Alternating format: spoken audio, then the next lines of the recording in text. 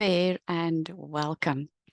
So, have you ever struggled with a project or a career where you thought to yourself, this is unbelievable. I'm a smart person. I really should be able to find this easier. Why do I find so many other things easy and this thing so hard?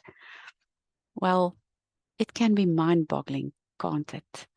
And I want to tell you a story today that perhaps will help you understand a little bit about that struggle and that can set your mind and heart at ease that you're not the only one, and perhaps what to be done about that or what can be done about that. So, for background, I have been working with Clifton Strengths, the tool that helps us to find our 34 strengths in the order of what really energizes us. And right at the bottom of that list is what drains us. So I've been working with that tool with my clients, with myself for 8 or 9 years. Love it, recommend it to everybody because it really helps us to understand ourselves, our patterns of thinking, feeling, and behaving. And that is the backdrop of this story. So, about 2 months ago, I encountered somebody who needed help with a big project. And it sounded like something that I could really do and that would fit into my business. And it's a course that I've been on, so I understand the material. And this course needs to go through an accreditation process, which means a whole lot of material needs to be kind of pulled together and handed over to the accreditation company so that they can sort of put their checks and balances in places like, yes, this course is worth being accredited and we can put our stamp and approval on it. And when I heard about this project, it sounded to me like, obviously, this is something I can do because it will use my skills with Excel, which I have a lot of skills with PowerPoint. Yeah, I know PowerPoint. I've done lots of my own courses with PowerPoint and Microsoft Word with a manual and all of that stuff. It sounded to me, gosh, that sounds amazing. I think I can do this. And I put my hand up. I respect the person that this work is for, and I really wanted to help her because she's helped me a lot in life. It felt to me like a lovely opportunity to revise the work again, because there's so much to it that I just felt like a revision of it through this process of accreditation would really be helpful for me as a person. There were just so many reasons to say yes to it, and I was excited, and I got going with this project and with great enthusiasm. And as I started working with it, my enthusiasm was dwindling, little teaspoons at a time, and then suddenly sort of buckets at a time, because I realized this was a lot harder than I would imagine that it would be. And it reminded me sort of when I was going, when I was in high school, or when I was in maths class. I found it excruciating. My goodness, I'm not a stupid person. I know I'm smart in so many ways. I could play instruments. I did well in languages. I had so many things going for me at school. I was a smart person. That's what I considered myself as. And yet in my maths and science class, I felt like the dumbest person on earth. My brain just wouldn't click the material. I struggled, I efforted, I did lots of extra homework. I just couldn't grasp the stuff.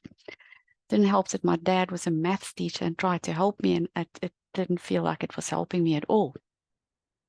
And this work suddenly started to feel to me like that, like I was putting in so much effort. I was struggling. It was draining me. I was getting tired by the end of the day. I'd put aside a certain day of the week to work on it. And I just started feeling myself building up resistance to actually facing the day that I was doing the work on. And to tell the truth, not easy for me to admit, but I started hating it. Now, it's been a long time, a very long time since I actually hated work. And I thought to myself, no, this is not on. I need to investigate what on earth is happening here. So I suddenly noticed that actually the work that is required of me for this project, yes, it uses the skills that I have with Microsoft Excel and with PowerPoint and with Microsoft Word. Those are skills. But the talents or the qualities or the way that I need to use these few tools required something different of me. And it was not using my strengths or talents. A skill is something very different from a talent or a gift that we have to do something with ease and with flow and without even thinking. So if I could do emotional work with clients, oh my goodness, flow and ease, I just know what I'm doing. It flows out of me with the greatest joy, feeling of abundance, ease. I can sit back, it just happens. But the work that was here required was using things that I did not have easy access to. In strengths, we talk about it's like you've got your desk where your mouse and your keyboard and your monitors, and that's easy to access for you. It's just right within reach. That's what our top strengths are like.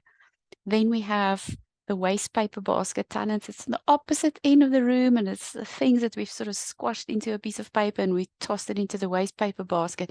Those things are draining for us. It's like we have to unfold the paper and try and read what the hell did we scribble here. It's effort. It's horrible. We feel drained. We don't feel joyful, and we're not creative when we try and do those things in the waste paper basket. And then we've got a middle bucket of strengths or talents that we have access to, and it's almost like it's here in the drawer of my desk. I have to open the drawer and then go and look in it for the appropriate tool. So I have access to it, I can do it, but it's a little bit more effort. It's not particularly draining, but I do need to apply some effort and thought about what talent am I going to use now.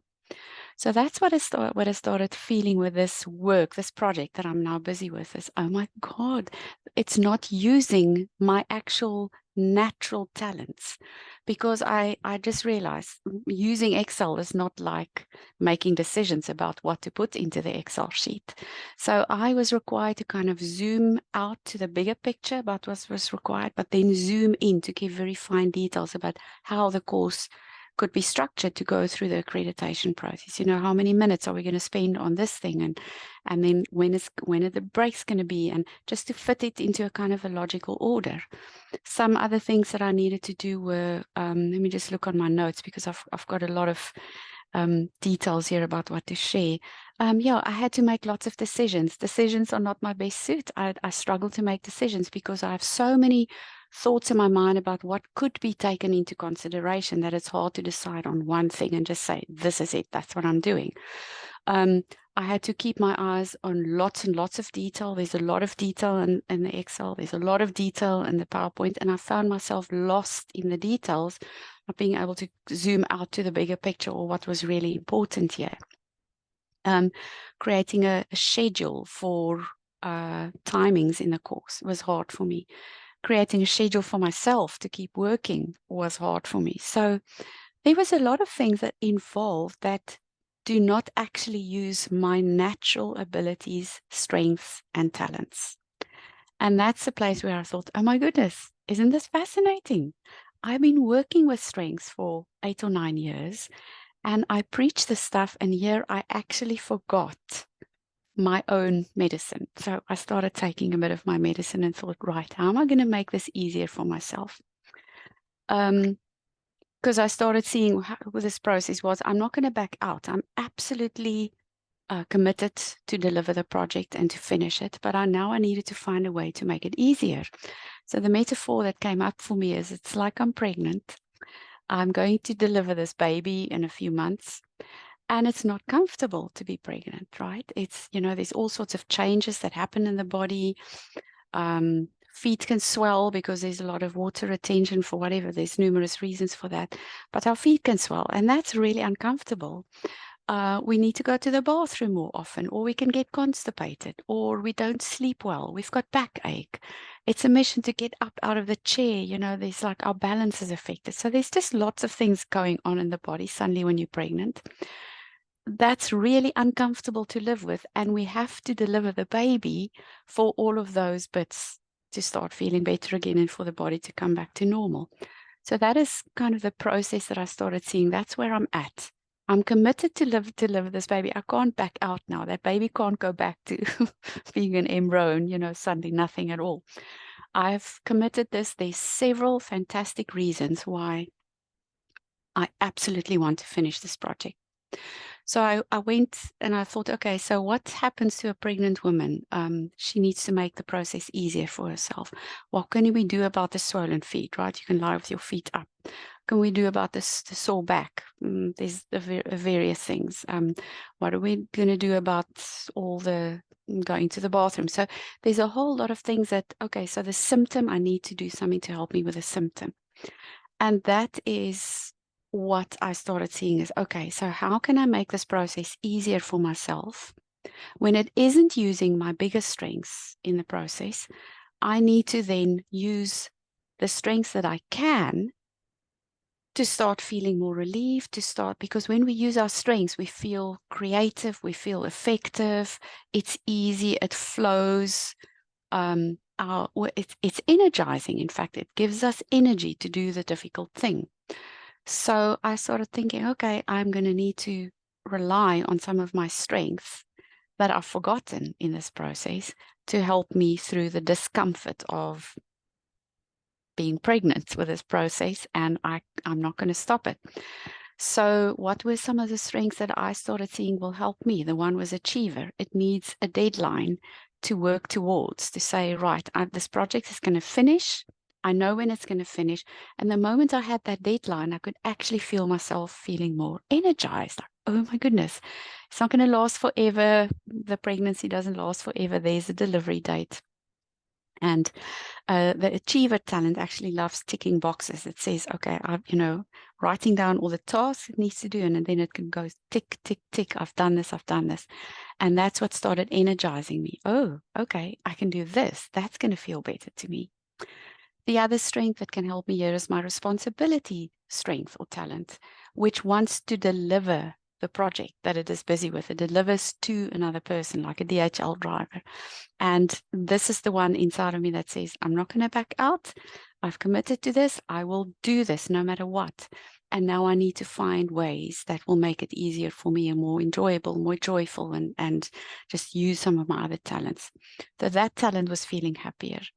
Another talent is learner. That is the talent that wants to learn a new skill and then to be able to apply it practically and then also teach what it learned. Guess what? That's what I'm doing here. I started thinking, okay, so this process is uncomfortable. What can I learn from this? And then how can I teach other people something about this so that it is worthwhile for me to go through this laborious thing that I thought was going to be so much easier. I had unfair expectations or unrealistic expectations, perhaps because I also didn't get 100% clear enough on what would be required. So my learner talent is now getting something because I'm learning about myself. I'm learning about the process. I'm learning about what we can do when we are going through tough times. What are we going to do to make the symptoms feel better if we are committed to go through that process and to see it through to the end? So my learner and teacher are now feeling happier. And let me look at my notes to see if there's anything else. Oh, yeah, my belief talent. Belief is a talent that wants to believe. It's like emotionally tied into strong values or ethics or strong whys, like not whys like an owl, but Y, comma S. Like I have to know my why in order to go through a process that isn't that comfortable for me. And I got really clear suddenly. I was like, okay, here are the reasons that I am going to see this project through. There's a multitude. I'm not going to list them here because it's kind of may not be that interesting for you, but my belief talent suddenly sat up when and going, okay, these are the things that I'm going to do. These are the reasons, and that's going to keep me firmly sort of planted in my spot to be able to go through the discomfort of this growth. It's a growth and learning process. The other one is my developer talent. Developer is all about growth, development, encouragement, stretching the comfort zone, but in little baby steps. So this process, as I'm seeing it now, is like, okay, this is going to help me grow. And next time I'll be able to do this with more ease because I'm stretching my boundaries. I'm stretching a little bit, and I need to keep encouraging myself. So those are some of the talents. They still are not going to be the talents that will help me with the actual work, but they come in sort of as support around the work. So the story could have stopped here, because that is part of what the strengths movement teach us, and my strengths mentor and all the courses I've been on, is we need to choose work, or we need to be in a career or an environment where our strongest talents are going to be utilized for that work to feel enjoyable, creative, energizing. Like, yes, I can get up tomorrow and do the work again. As soon as we notice some resistance, or like, oh, let's procrastinate a little bit, let's do something else, I don't think it's the right day for this. If we do stuff like that, there's probably a very clear indication that I'm not using my biggest strengths in the work that I'm about to do, or that I'm procrastinating about. So then what are we going to do if we need to get that work done? Sometimes we are in a career or in a project, or just a little time in a career, that it isn't that comfortable, that we stretched beyond what we really would have chosen for ourselves. So what can we do then is look at your top 10 to 15 talents. Look at which ones there can help energize you. How can they help you to get this work done and to feel more energized and excited? So the process that I described to you today is that process. Like, look at your talents and go, which one is going to help me to get this done and make it easier for me? So the story could have stopped there. But then the other part of us, the strengths work, is what we can do is not only use our own strengths and talents, but guess what? There are people who have the strengths and talents that I don't have access to, or that I don't have easy access to. So we can use those people to help us make the work easier, or to just give us some input and some ideas and some thoughts about what is going to help it be easier for us. So what I did is utilize a few friends that I know have talents that are sort of clear seeing. They get clarity about what is the structure here, what are the pieces involved, and why is this hard for me? What is the piece that is missing?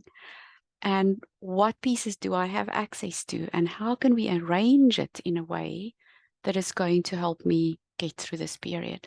So I had a few of those sessions with some of my friends and colleagues, and it was remarkably, remarkably helpful. So when we know our strengths and talents, it's so much easier to go, okay, this piece of work, I don't think it's going to be good for me. Or, yes, it's going to not use all my top strengths, but I have enough other ones to help me get through it. Or, right, I'm going to do this to stretch myself, and I'm going to get help from those who have talents that can help me to sort through the clutter, because what was going on in my brain was a lot of clutter. I could not see the wood for the trees. I could not I didn't have a guiding light, like what is the really important thing here? And one of the sessions that I had with a friend and colleague, Dorota Godby, who is a decluttering coach for sensitive people, and she helps declutter our mind as well. She helped me see what the heck it is that I'm finding so hard, and what is the piece that's going to bring me straight back to focus every time if I'm starting to get lost in all the details again. So that's a very long story. I hope it is helpful for you in some way, to help you just see how, I know sometimes we just can't rely, we don't always have work or a project that just uses all the stuff that's easy for us. Life doesn't work that way. So how can we help ourselves to get through the tougher tasks? Sometimes we do need to back out and say, you know what, this is not what I thought it was. There's no ways I can finish that. And that's also okay. I think we need the permission to say to ourselves, you know, when we say yes to something, we don't have all the information yet. 2 weeks into the project or a month into the project, as we've been working with it, we will have different information, and might have enough information to say, you know what, I'm going to waste your money if I try and do this, or I'm going to waste my own time, or this is just too stressful. It's not good for me. My health is busy suffering. So then we've got new information to make a new decision with. So yes, I hope this was helpful for you. Maybe it uncluttered something in your mind about a project that you're busy working with or a career that you're in that isn't working for you. And if you need some more information about strengths, talents, Gallup, or it's now called Clifton Strengths, feel free to contact me. My website is savvyselfgrowth.com. And if you look for strengths there's multiple articles, and there's a page where I explain how I work with that, because it is just really one of the most useful tools I know of to help us manage our life and our energy and what to say yes and no to. And then when we've said yes to something that isn't that comfortable, how are we going to get through it then? And of course, because I always talk about EFT, I've done lots of tapping about this. So we can tap and do EFT for the emotional discomfort, for the beliefs that's behind it, like I need to do this perfectly, I can't do this is too hard. What will the person think if I take too long, or if this is not perfect? There's all sorts of emotional components here that we can also use EFT tapping for. And then the strengths can help us on a practical way. It's like, okay, what can I employ then to make this process easier for me if I have committed to see it through? Thank you for listening. I hope strengths is going to be a part of your life, and I hope it can also make something easier for you. My name is Liesel Teversham, in case you don't know me, and I will put some details in this video about where you can find out more about strengths, Clifton Strengths, and how to work with them. Thank you. Have a wonderful day.